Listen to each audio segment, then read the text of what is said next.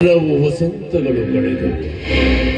ಅದೆಷ್ಟೋ ಸೂರ್ಯ ಚಂದ್ರರ ಆಗಮನ. ದಿನ ಕಳೆದಂತೆ ವರುಷಗಳು ಗತಿಸಿದಂತೆ ಮುಂದೆ ಮುಂದೆ ಮುಂದೆ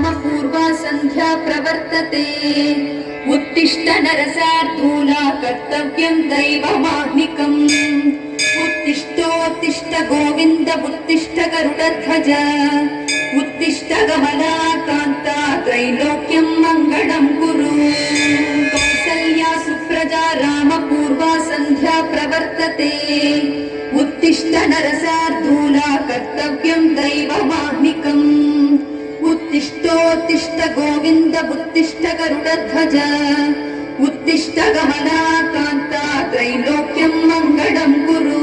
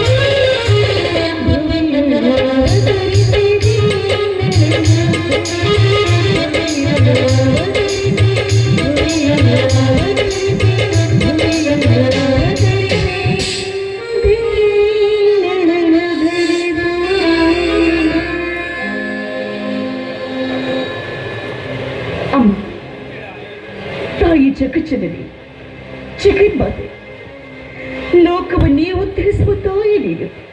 ಹೀಗಿದ್ದು ಕೂಡ ಈ ಬಡವರ ಕಷ್ಟ ಏನು ಅಂತ ನನಗೆ ಅರ್ಥವಾಗುವುದಿಲ್ಲ. ತಾಯಿ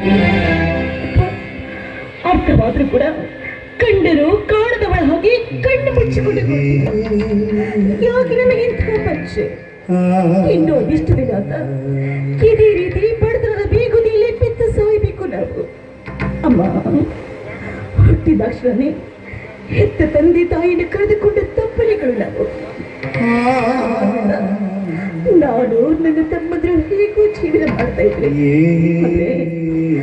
ನನ್ನ ಇಬ್ಬರು ಅವಳಿ ತಮ್ಮದ್ರಲ್ಲಿ ಒಬ್ಬ ಸಿಟ್ಟಿನ ಆವೇಶದಲ್ಲಿ ಹಾಗೆ ಬಂದ ಹಾಗೆ ಮಾತಾಡ್ತಾ ತಿಂದಿದ್ದಾನೋ ಏನ್ ಮಾಡ್ತಾ ಇದ್ದಾನೋ, ಬದುಕಿದ್ದಾನೋ ಸತ್ತಿದ್ದಾನೋ ಒಂದು ಕೂಡ ಗೊತ್ತಿಲ್ಲ. ಇದೆಲ್ಲ ಕಷ್ಟ ಒಂದು ಕಡೆ ಆದ್ರೆ ಮತ್ತೊಂದು ಕಡೆ ಈ ಊರಿನ ಜಮೀನ್ದಾರ ಎನಿಸ್ಕೊಂಡ ಶ್ರೀರಾಮಚಂದ್ರ ನನ್ನನ್ನ ಕಾಂತರವ ರೀತಿಯಿಂದ ನನ್ನನ್ನು ಮದುವೆಯಾಗಿದ್ದಾರೆ. ಆದ್ರೆ ಅವರು ಒಂದು ನನ್ನ ಕೈ ಹಿಡಿದವರು ಇನ್ನವರೆಗೂ ನನ್ನ ತಿರುಗಿ ಕೂಡ ನೋಡಿಲ್ಲ. ಅಮ್ಮ ಹೀಗೆ ಅಂದ್ರೆ ನನ್ನ ಜೀವನದ ಗತಿ ಏನು ತಾಯಿ? ಅಮ್ಮ ಹೇಗಾದ್ರೂ ಮಾಡಿ ಈ ಬಡವಳ ಬಾಳನ್ನ ನೀನೇ ಉತ್ತರಿಸ್ಬೇಕಮ್ಮ, ನೀನೇ ಉತ್ತರಿಸ್ಬೇಕು.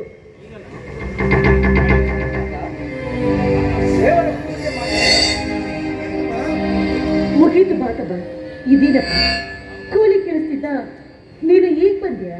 ಹೌದಕ್ಕ, ಇದೇನಕ್ಕ ನಿನ್ನ ಕಣ್ಣಲ್ಲಿ ನೀರು? ಒಡ ಹುಟ್ಟಿದ ತಮ್ಮನನ್ನ ಕಳೆದುಕೊಂಡೆನೆಂಬ ಚಿಂತೆಯಾಗಿಯೋ ಅಥವಾ ಈ ಪರದೇಶಿ ತಮ್ಮನನ್ನ ಕಟ್ಟಿಕೊಂಡು ಸಾಗುವ ನಿನ್ನ ಜೀವನದ ಗತಿಯೇನೆಂಬ ಚಿಂತೆಯೋ, ಇಲ್ಲ ವಯಸ್ಸಿಗೆ ಬಂದ ನಿನ್ನ ಮದುವೆಯ ಚಿಂತೆಯೋ? ಹೇಳಕ್ಕ, ಹೇಳು. ಇಲ್ಲ ತಮ್ಮ, ಅದಾವುದು ಅಲ್ಲ. ಹಾಗಾದ್ರೆ ಮತ್ತೇಕಮ್ಮ ನಿನ್ನ ಕಣ್ಣಲ್ಲಿ ನೀರು? ತಮ್ಮ ನಿನಗೆ ತಿಳಿದಂತೆ ಈಗಿಲ್ಲಕ್ಕ ಒಂದು ದೊಡ್ಡ ತಪ್ಪನೆ ಮಾಡಿಬಿಟ್ಟಿದ್ದಾಳಪ್ಪ, ತಪ್ಪನೆ ಮಾಡಿಬಿಟ್ಟಿದ್ದಾಳೆ. ನೀನ್ ತಪ್ಪು ಮಾಡೋದ? ಎಂದು ತಪ್ಪು ಮಾಡದ ನನ್ನಕ್ಕ ಇಂದು ತಪ್ಪು ಮಾಡೋದಕ್ಕೆ ಹೇಗೆ ಸಾಧ್ಯ ಅಕ್ಕ? ಸಾಧ್ಯವೇ ಇಲ್ಲ. ಹೌದಪ್ಪ, ನಿಜವನ್ನೇ ಹೇಳ್ತಾ ಇದ್ದೀನಿ. ಈಗಾಗಲೇ ನಾನು ಒಂದು ದೊಡ್ಡ ತಪ್ಪು ಮಾಡ್ತೀನಿ. ಆ ದೇವರು ನಮ್ಮಂತ ಬಡ ಹೆಣ್ಣು ಮಕ್ಕಳಿಗೆ ರೂಪ ಯೌವನವನ್ನು ಕೊಟ್ಟು ಆ ದೇವರು ಕೂಡ ದೊಡ್ಡ ತಪ್ಪನ್ನೇ ಮಾಡಿಬಿಟ್ಟ. ಅಂದ್ರೆ ಏನಕ್ಕ ನಿನ್ನ ಮಾತಿನ ಅರ್ಥ? ಹೌದಪ್ಪ, ಊರಿಗೆ ನ್ಯಾಯ ಹೇಳುವಂತ ಈ ಊರಿನ ಧನಿಕರಾದಂತ ಊರಿನಲ್ಲಿನ ಕಾಂತಾರವ ರೀತಿಯಿಂದ ನನ್ನ ಕೋಳಿಗೆ ತಾಳಿ ಕಟ್ಟಿ ಮದುವೆಯಾಗಿದ್ದಾರೆ. ಗಾಂಧರ್ವ ರೀತಿಯಲ್ಲಿ ಮದುವೆಯಾಗಿ ನಿನಗೆ ತಾಳಿ ಕಟ್ಟಿದ ಆ ಜಮೀನ್ದಾರ ರವಿವರ್ಮನೋ ರಾಜವರ್ಮನೋ, ಇಲ್ಲ 10 ಊರಿಗೆ ಒಡೆಯ ಅನ್ಸ್ಕೊಂಡಿರೋ ಶ್ರೀರಾಮಚಂದ್ರನೋ ಮೋಸ ಮಾಡಿ ನಿನ್ನ ಕೊರಳಿಗೆ ತಾಳಿ ಕಟ್ಟಿದು ಆ ಮೂವರಲ್ಲಿ ಯಾರೇ ಆಗಿರಲಿ ಅವನ ಹೆಡೆಮುರಿ ಕಟ್ಟಿ ತಂದು ಅವನ ಕೈಯಿಂದಲೇ ನಿನ್ನ ಕೊರಳಿಗೆ ತಾಳಿ ಕಟ್ಟಿಸ್ತೀನಿ. ಅದು ಯಾರು ಅಂತ ಹೇಳು. ಹೇಳ್ತಿದಪ್ಪ, ಆದ್ರೆ ಅವರು ಅಂದು ನನ್ನ ಗಾಂಧರ್ವ ರೀತಿಯಿಂದ ನನ್ನನ್ನು ಮದುವೆ ಆದವರು ಅಂದು ಅವರು ನನ್ನ ದೇಹವನ್ನು ಸ್ಪರ್ಶಿಸಿದ್ದಾರೆ ಹೊತ್ತು ಇನ್ನವರೆಗೂ ನನ್ನ ಮುಖವನ್ನು ಕೂಡ ನೋಡಬೇಕು ಬಂದಿಲ್ಲ. ಇದಕ್ಕೆಲ್ಲ ಕಾರಣ ಏನ್ ಗೊತ್ತಾ? ನಮ್ಮ ಬಡತನಪ್ಪ, ನಮ್ಮ ಬಡತನ. ಆದ್ರೆ ಈ ಊರಿಗೆ ನ್ಯಾಯವನ್ನು ಹೇಳುವಂತ ಈ ಊರಿನ ಧನಿಕರಾದಂತ ಶ್ರೀರಾಮಚಂದ್ರರು. ಊರಿಗೆ ನ್ಯಾಯ ಹೇಳುವ ಶ್ರೀರಾಮಚಂದ್ರರು ಇಂಥ ಹೇಸಿ ಕೆಲಸ ಮಾಡಲು ಸಾಧ್ಯವೇ? ಛೇ, ಸಾಧ್ಯವಿಲ್ಲ. ನ್ಯಾಯವನ್ನ ಹೇಳುವ ನ್ಯಾಯ ದೇವತೆ ಕಣ್ಮುಚ್ಚಿ ಕುಳಿತರೆ ಇಡೀ ಊರಿಗೆ ನ್ಯಾಯವನ್ನ ಹೇಳುವ ಆ ಶ್ರೀಮಂತರು ಇಂಥ ಅನ್ಯಾಯದ ಕೆಲಸ ಮಾಡಿದರೆ ಇನ್ನು ನಮ್ಮಂತವರ ಗತಿಯೇನಕ್ಕ? ಇರ್ಲಿ, ಅದು ಯಾರೇ ಇರಲಿ, 10 ಊರಿನ ಒಡೆಯನೇ ಆಗಿರಲಿ, ಧರ್ಮ ತುಂಬಿದ ಮನೆಯ ದೇವರೇ ಆಗಿರಲಿ, ಅನ್ಯಾಯ ಮಾಡಿದವರನ್ನ ನ್ಯಾಯದ ನಡು ಮನೆಯಲ್ಲಿ ನಿಲ್ಲಿಸಿ ನ್ಯಾಯಕ್ಕೆ ತೀರ್ಮಾನ ಕೊಡುವುದೇ ಈ ಬೀರನ ಕೆಲಸ. ಅವರನ್ನ ಕರೆತಂದು ನಿನ್ನ ಕೊರಳಿಗೆ ತಾಳಿ ಕಟ್ಟಿಸಿ ಈ ಸತಿಯೇ ಸಂಸಾರದ ಜ್ಯೋತಿ ಎಂದು ನಿನ್ನ ಗಂಡನಾಗಿ ಅವರು ನಿನ್ನನ್ನ ಮನೆ ತುಂಬಿಸಿಕೊಳ್ಳುವ ಹಾಗೆ ಮಾಡದೇ ಇದ್ರೆ ನಿನ್ನ ತಮ್ಮ ಬೀರನೇ ಅಲ್ಲ, ಬರ್ತೀನಿ.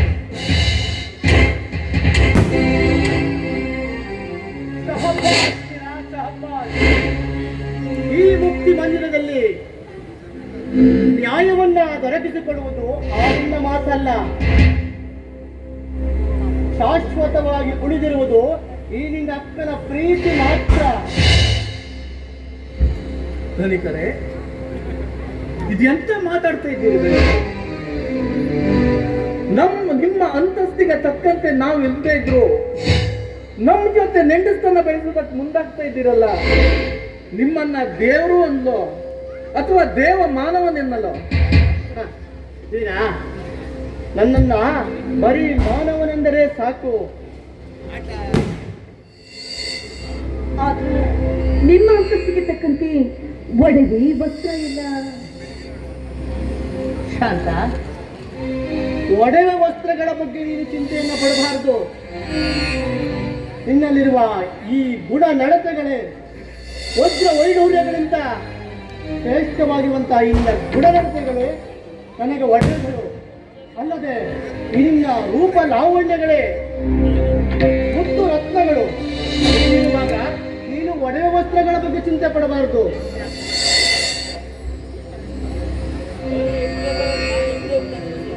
ಹಾಗೆ ಆದ್ರೆ ಸ್ವಾಮಿ, ಯಾರು ಬೇಡ ಅಂತ ಹೇಳ್ತಾರೆ, ಆದ್ರೆ ನೀವು ನನ್ನದೊಂದೇ ಒಂದು ಮಾತನ್ನ ನಡೆಸ್ಕೊಡ್ತೀರಾ? ಶಾಂತ, ಒಂದು ಮಾತಲ್ಲ 100 ಮಾತು ಬೇಕನ್ನಾದ್ರೂ ಕೇಳು, ಖಂಡಿತವಾಗಿ ನಾನು ನಿನಗೆ ನಡೆಸಿಕೊಡ್ತೇನೆ.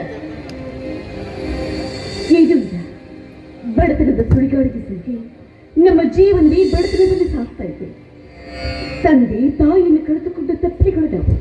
ಅಲ್ಲಿವರೆಗೂ ನನ್ನ ತಮ್ಮನಿಂದ ಇಲ್ಲಿವರೆಗೂ ನನ್ನ ಪಕ್ಕದಲ್ಲಿದ್ದು ನಾನು ಅವನನ್ನ ಹಕ್ಕಿಯಂತೆ ಜೋಪಾನ ಮಾಡಿದ್ದಾನೆ. ಅವನ ಪಾಲಿಗೆ ತಂದೆ ತಾಯಿ ಅಕ್ಕ ಎಲ್ಲವೂ ಕೂಡ ನಾನೇ ಆಗಿವೆ. ಆಗ ಕಿದ್ದಕ್ಕಿದ್ದಾಗೆ ಅವನನ್ನು ಬಿಟ್ಟು ಬರೋದಕ್ಕೆ ನನ್ನ ಮನಸ್ಸಾಕ್ಷಿ ಹೋಗ್ತಾ ಇಲ್ಲ. ಅದಕ್ಕೆ ನೀವು ಹೂ ಅನ್ನೋದಾದ್ರೆ ನನ್ನ ತವರು ಮನೆ ಕಾಣಿಕೆಯಾಗಿ ನನ್ನ ತಮ್ಮನನ್ನು ಕೂಡ ನಾನು ನನ್ನ ಜೊತೆಯಲ್ಲಿ ಕರೆದುಕೊಂಡು ಬರ್ತೀನಿ. ದಯವಿಟ್ಟು ಇದೊಂದು ನನ್ನ ಮಾತ್ರ ನಡೆಸ್ಕೊಡಿ ಅಂತ ನಾನು ಮಾಡಿ. ತವರಿನಿಂದ ಬರಬೇಕಾದ್ರೆ ಕಾಣಿಕೆಯನ್ನ ಏನು ತರಬೇಕೆಂದು ಚಿಂತೆನ ನೋಡು. ಈ ನಿತ್ಯ ಎಂಬ ಭ್ರಮೆಯಿಂದ ಮೊದಲು ನೀನು ಎಚ್ಚರವಾಗಬೇಕು. ಎಚ್ಚೆದೆಯ ಹೆಣ್ಣು ನನ್ನದೆಯಲ್ಲಿ ನೀನಿರುವಾಗ, ರೋಷಾವೇಶದಿಂದ ಹೋರಾಡುವ ಈ ನಿನ್ನ ತಮ್ಮ ಬೀರನಿರುವಾಗ ನನ್ನ ವರ್ಚಸ್ಸಿಗೆ ತಕ್ಕದಾದಂತ ಹುಲಿಯವನು. ನೋಡು, ಇಂದಿನಿಂದ ಇವನೇ ನನ್ನ ಅಂಗರಕ್ಷಕ, ಸರಿಯಾ? ಸ್ವಾಮಿ,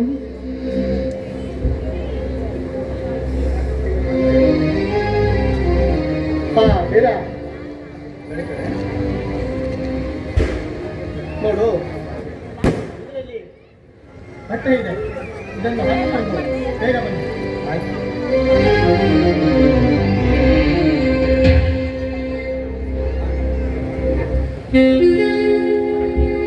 ಸ್ವಾಮಿ, ಈ ನಿಮ್ಮ ಪ್ರೀತಿ ನುಡಿಯನ್ನು ಕೇಳ್ತಾ ಇದ್ರೆ ಬಡವರ ಪಾಲಿಗೆ ನೀವೇ ದೇವರಿದ್ದ ಹಾಗೆ.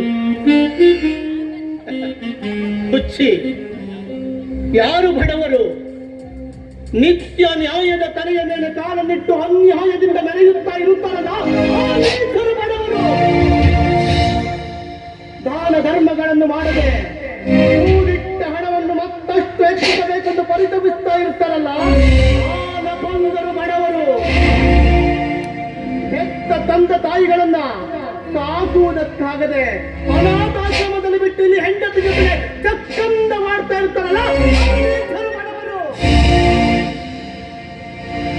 ಈ ನಾಡಿನ ಹೆಣ್ಣು ಮಕ್ಕಳನ್ನ ತನ್ನ ಅಕ್ಕ ತಂಗಿಗಳೆಂದು ತಿಳಿಯದೆ ಅವರ ಮೇಲೆ ಅತ್ಯಾಚಾರವನ್ನು ಮಾಡಿ ಅವರನ್ನ ಪೀಡಿಸುತ್ತಾರಲ್ಲ, ಬಡವರು. ಆದರೆ ಅದನ್ನೆಲ್ಲವನ್ನು ಮರೆತು ಎಲ್ಲವರು ತನ್ನಂತೆಯೇ ಅಂತ ತಿಳಿದು ದಾನ ಧರ್ಮಗಳನ್ನು ಮಾಡುತ್ತಾ ಅದರಲ್ಲೇ ಸುಖವನ್ನು ಬರ್ತೀಯಲ್ಲ, ನೀನು ನಿಜವಾಗಿ ಬಡವಳಲ್ಲ ಶಾಂತ, ನೀನು ಗುಣದಲ್ಲಿ ಶ್ರೀಮಂತಳು. ಸಾಕು ಸ್ವಾಮಿ, ಸಾಕು. ಸುಮ್ಮನೆ ಸಾಕು ಅಂತ ಹೇಳ್ತಾ ಇರ್ತೀಯ ಅಥವಾ ಇದರಿಂದ ಶ್ರೀಕರನ ಮನಸ್ಸನ್ನು ಏನಾದರೂ ಸಹಿಸ್ತೀಯಾ? ಹಾಗೆ ಆಗಿ ನಿನ್ನ ಇಚ್ಛೆ ಇದ್ದಂತೆ ಆಯ್ತು.